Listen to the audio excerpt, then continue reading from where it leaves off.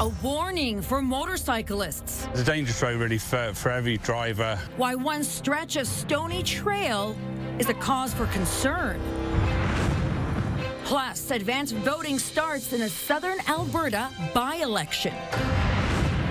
It represents the weight of the memory, and the glass is a kind of like material that can preserve forever. And how an artist is capturing the Crossroads Market's history. CTV Calgary, local breaking news with Camilla Di Giuseppe. Good afternoon. A warning for motorcyclists to be extra vigilant, especially along a stretch of stony trail in the northwest that's seen a recent spike in serious crashes. Tim Brooke is live for us at Stony and Crowchild Trail. And Tim, not far from where you are, a motorcyclist was killed in a collision. Yes, Camilla, that happened here last week, and unfortunately, it was just one of 4 serious collisions this year on Stony Trail on this stretch in between 16th Avenue and Shaganappi Trail. And of those serious collisions, 3 were unfortunately fatal. So that's 4 in total devastating accidents this year already, 3 involving motorcyclists. There were just 2 total serious collisions on this stretch from 2022 to 2024. The Calgary Police Traffic Unit is still investigating all 4 this season, but some riders are already blaming things like excessive speed and highway road work. Construction on the stretch has left a lip in the pavement between 2 lanes. Stony is a dangerous road really for every driver, whether it be on a car or on motorcycles, because it's quite an open road. There's quite a few hills, there's quite a few bends on it. So my advice to any motorist, whether you're on a bike or in a car, you need to slow down. Now, it's unclear exactly when the road work behind me will be wrapped up. We can tell you, though, it's not major repair work, so it shouldn't be that much longer. In the meantime, well, viewers heard it there. Every kind of motorist is urged right now, Camilla, to just slow down, be cautious, and, of course, find a different route if they feel uncomfortable on Stony. Good advice, Tim. Thank you so much. A female pedestrian was seriously injured when she was hit by a vehicle in southwest Calgary this afternoon. It happened at the intersection of 26th Street and 34th Street. Rather 26th Avenue and 34th Street in Killarney just after 1:30 p.m. EMS say the pedestrian was rushed to Foothills Hospital in serious but stable condition. Another patient was assessed on the scene but did not need transport to hospital. Police say the driver remained on scene. 26th Avenue was closed in both directions while police conducted their investigation. And a woman has died after getting hit by a cyclist. It happened Saturday afternoon on a pathway in Hidden Valley. Police say a 12-year-old cyclist approached a couple from behind and collided with the woman. The woman in her 50s was knocked to the ground and taken to hospital in life-threatening condition. She has since died. Police are investigating and adding that they do not believe speed was a factor. Police now believe speed and alcohol were factors in a crash early this morning. It happened around 2:30 a.m. on McLeod Trail near 58th Avenue. Police say the 19-year-old driver of a BMW M5 failed to negotiate a turn after fleeing a traffic stop. He smashed into the back of a parked car, which caused a chain reaction, leaving 7 vehicles damaged. Charges are pending. Police say 2 men shot early this morning remain in hospital in critical condition. They were sitting in a vehicle on Tara Wood Grove when they were both hit by bullets. Investigators believe this was a targeted shooting. The search for suspects continues. Police remain at the scene, canvassing the area for witnesses and surveillance video. A tip from the public has led to the recovery of stolen property. Police releasing photos of some of the items they found in a stolen truck. On Friday evening, a resident of Mackenzie Town reported a suspicious vehicle in the area. Police recovered the truck along with power tools, bicycles, 2 generators, and a printer. They're now working to find the rightful owners of the items. Charges are pending. Two cougars orphaned near Canmore last winter have a new home in Quebec. Park Safari south of Montreal has taken them in. A hunter killed their mother, leaving the pair orphaned and too young to care for themselves. After a brief stop at the Calgary Zoo, they're now in Quebec. Park Safari is holding a naming contest for the cougars.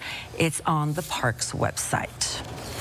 Arts Commons is being rebranded. It will now be known as the Workland Centre, following a $75 million donation from the Workland family. It's part of a multi-year transformation project that's underway. The expansion and modernization is in phase 1, which includes developing a new 3-level building with a 1,000-seat theater and a 200-seat studio theater. Olympic Plaza is also getting a makeover. Those projects are expected to be completed in late 2028. More modernization projects are planned for the current facilities, but that schedule has not been finalized. The Calgary Stampede is being profiled in an episode of the long-running Canadian TV series Murdoch Mysteries. The episode takes Detective Murdoch and Chief Constable Brackenreed from their Toronto turf to Calgary at the time of the original Stampede in 1912.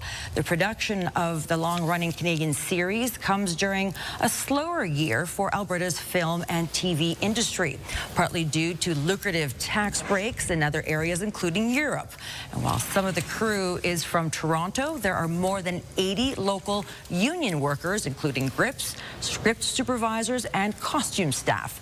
The episode will highlight history and depict some local icons, including Stampede founder Guy Whittick and rodeo champ Tom Three Persons. To be able to actually timestamp something like 1912 is super cool. I mean, you can talk about it happening, but can you show their faces? Can you have them walk in and out of your story?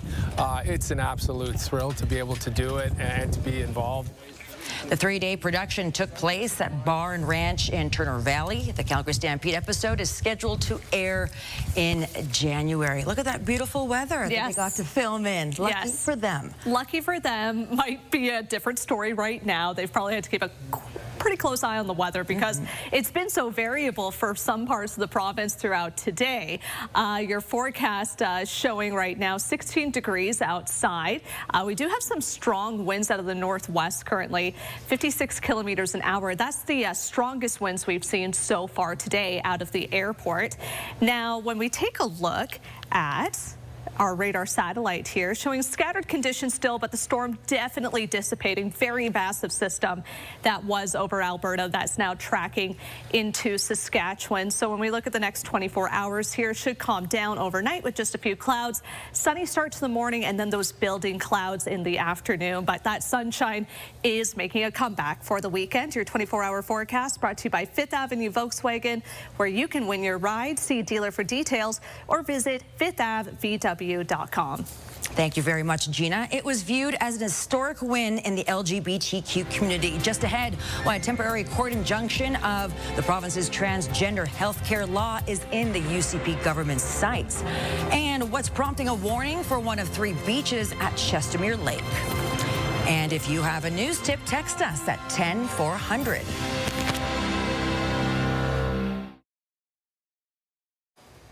The province is appealing the temporary injunction of its law banning doctors from providing gender-affirming care to youth. In June, a judge concluded that Bill 26 would cause irreparable harm to gender-diverse youth in Alberta and reinforce the discrimination and prejudice they already face. The province is now arguing the injunction was premature since the law wasn't fully in effect. It also claims the judge made a mistake deciding it would cause irreparable harm. Egale Canada, who is challenging the UCP's law, says it respects the province's right to appeal, but believes the judge made the right decision. Advanced polls are open in the riding of Battle River Crowfoot as Conservative Party leader Pierre Poilievre looks to regain a seat in Ottawa. Tyson Fedor joins us from Drumheller. And Tyson, is this expected to be a clean sweep for the Conservative Party leader? Camilla, well, it depends on who you ask. Many voters we spoke with, along with political experts, say Pierre Poilievre should win this Conservative stronghold. But the question is what margin that will look like. 214 people are looking for this rural Alberta seat vacated by Conservative Damien Currick after Poilievre lost his Ottawa area riding this spring. Elections Canada says it has decided to use an adapted ballot due to the number of names, and instead voters will write the name of who they wish to see elected. Many voters we spoke with say they are frustrated by the number of names on the ballot, while others have criticized Poilievre for parachuting into this riding. Political experts say voter turnout will be quite low, and the margin Poilievre wins by will be much lower than the 83% that Currick received this past spring, which could raise questions surrounding Poilievre's leadership. You wouldn't expect that there would be a whole lot of effective criticism of him or of his record. But what we see in Bonnie Critchley, an independent candidate, a retired soldier, a veteran, who compares her record of service to Canadian people and the people of that riding to Pierre Poilievre's service to the people of Canada. She's actually looking at his voting record and the things that he voted against that would have benefited people of Battle River Crowfoot. Now, advance polls will be open for 12 hours a day through the weekend and into Monday. That's 9 a.m. to 9 p.m. You can also vote by mail, but you must do that before Tuesday. If you plan on voting on Election Day, that day is August 18th. Camilla? Tyson, thank you. Calgary will no longer be hosting the North American Indigenous Games in 2027. The council responsible for the Games has retracted Calgary's hosting rights. The event attracts thousands of Indigenous athletes from both Canada and the United States. In a statement, the government body says despite working closely with the host society for 2 years, critical benchmarks could not be met. In the coming weeks, there will be more information about where the 2027 Games will take place. Let's bring in Gina once again. Okay, so could we put this whole week behind us and just focus on the weekend? A sunny, warm weekend finally. We're so close. We just now have to deal with the dissipating factors with the storm, which is typically strong, gusty winds, and that's kind of the case right now. But you can see in our Skywatch shot here, there is some blue sky. That's good, but not every part of the city is seeing that quite yet. Some scattered showers throughout parts of Calgary still. That's really going to be the case throughout the next couple of hours still before we finally clear things out and get that sunshine back on tap for your Saturday, at least for the morning. 17 right now at the airport. That's our high for today. 16 downtown, and it is 16 over in Strathmore right now. Get your daily dose of greens at Serenity Golf Club, just 20 minutes east of Calgary.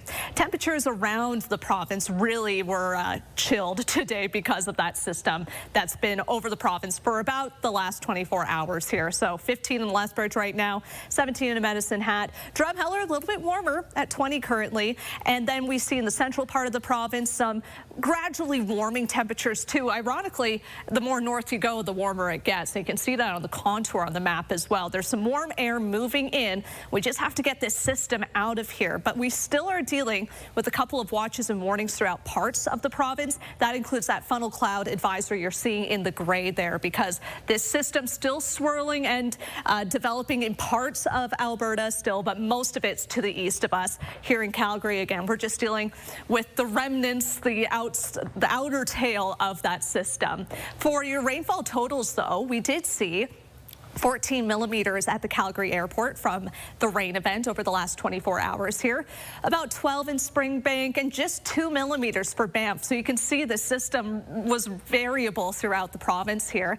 And still Medicine Hat right now is dealing with those stormy conditions and will continue to do so throughout the evening. We get that clearing overnight here and then a nice sunny start, like I mentioned, to Saturday. But you can see some instability over the mountains still could move in this way, and building cloud as well as we transition from that low pressure system to a high pressure system over the next 24 hours here. By Sunday, we'll get more of that stability as that upper high really settles over the province, and that's going to bring heat for about 4 or 5 days here. Condition-wise, really nice as well. Pretty settled for most areas over the weekend and into Monday. Some areas like Lethbridge and Medicine Hat could even see temperatures get back into the 30s by about midweek next week.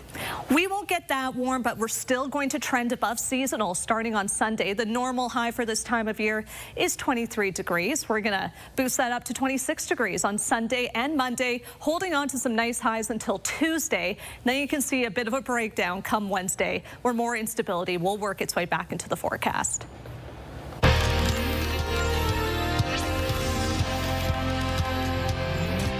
A water quality advisory has been issued for a beach at Chestermere Lake. AHS says effective immediately, the public should not swim or wade in the Cove Beach area. Elevated levels of fecal bacteria has been found. At their current levels, they could cause gastrointestinal illness along with skin, ear, and eye infections. The advisory applies only to Cove Beach and it does not affect other beaches at the lake, including Anniversary Park or Sunset Park. Doctors in Edmonton are warning about an uptick in hand, foot, and mouth disease. The common viral infection, which tends to flare up in late summer and early fall, causes a rash of painful red blisters on different parts of the body. If infected, most children will recover within 7 to 10 days. And with the school year coming, parents are being urged to take extra precautions to help keep their kids safe and manage any symptoms. The best way to prevent spread, A, keep your kid at home if they're sick or unwell, and then B, lots and lots of hand hygiene and hand washing as well. Making sure pain is controlled with medications like acetaminophen or ibuprofen, making sure that fever is controlled with that as well, and then keeping up with fluids with your child. Toddlers and young children are at most risk, but it can also spread to adults because it is highly contagious.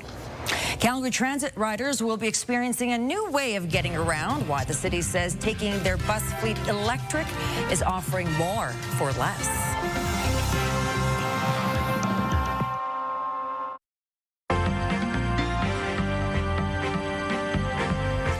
Canadian jobs report surprising economists. Joining me is Faisal Karmali, portfolio manager with the Popwich Karmali Advisory Group. So exactly what numbers did we see? Yeah, well, we saw about a 41,000 drop in the number of jobs for the month of July. That's on the back of a gain of almost 84,000 for June. Now, economists were really surprised, which also surprised the market, because economists were expecting an increase of 13,500 jobs, and it was a total reversal on that. In fact, that caused the bond market to say, now there's a 38% chance that the Bank of Canada will cut interest rates on September 17th. I think it should be a little bit higher, but that's still showing negative. The market also shifted by saying over the next 12 months, 1 percentage point cut for the Bank of Canada at this point. Okay, so this might be surprising to some. Expedia is saying demand for U.S. travel is going up.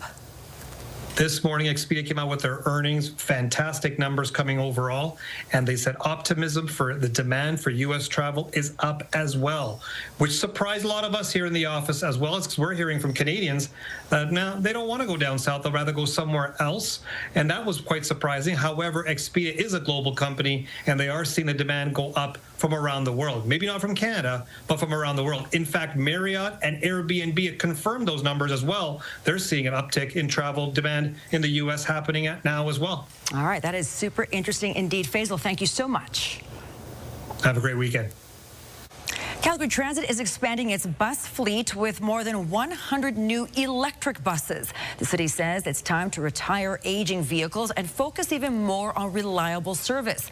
By going electric, Calgary Transit says it's increased its buying power, purchasing upwards of 40 more buses versus if they stayed with diesel or compressed natural gas options. The e-buses have also shown to operate in all kinds of weather. The city says thanks in part to federal funding, the e-buses will start arriving in 2027, with all 120 expected to be rolled out by late 2028.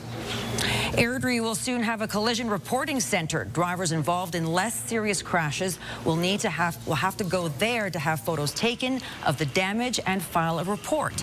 Nearly 3 years ago, 2 of these centers opened in Edmonton. They're designed to relieve pressure on police. It alleviates work and admin for all the police entities, right? So, I mean, if you have 5 to 10 or 15 officers that are doing and taking these collision reports right now. Wouldn't you rather see those officers have availability out on the streets, you know, doing investigations for major crimes? The Airdrie Collision Center opens on September 4th. A stretch of Stony Trail has been deadly this summer. Here's Ian White with a look ahead to CTV News at 6. Camilla, in the past 2 months, there have been 3 fatal crashes on Stony Trail between 16th Avenue and Shaganappy Trail. 3 of the 4 serious crashes have involved motorcycles. Coming up at 6, a motorcyclist shares the dangers they have encountered. Also ahead, the United Church of Canada issues an apology in Calgary today to members of the LGBTQ community. Join us at 6 to hear the reasons why, plus what comes next. Camilla? Ian, thank you. The RCMP musical ride will be performing in Calgary, in the Calgary area this weekend. The mounted troupe will be at Century Downs on Saturday and Sunday. The musical ride involves cavalry drills and formations on horseback, all choreographed to music. Each performance will support a local charity. On Saturday, ticket sales will help Stevens Backpack Society. Sunday's ticket sales will support Bear Valley Animal Rescue. Well, are we ready for some summer to return? I know I do feel it. Right now, 17 degrees, mostly cloudy. Gina will have more details about the sunny weekend ahead. Gina, the sun makes its return. Finally, yes. We're already seeing a little bit of it outside right now, at least here in the southwest. A little bit of blue sky and peaks of sunshine, but the main sunny conditions will return starting tomorrow and then really take hold on Sunday. It was a cool one out there, 17 degrees for your high today, and that's where we're sitting at currently. But yeah, over the next 3 days here, a little bit of cloud throughout Saturday afternoon, but then mainly sunny conditions, Camilla, on Sunday and Monday, and some gorgeous above seasonal temperatures to go along with them. Looks amazing. Thanks, Gina. The Crossroads Market has been around nearly 40 years, and a visual artist is capturing images to preserve its history. Zia Lee came to Calgary from China 10 years ago and says the Crossroads Market reminds her of home.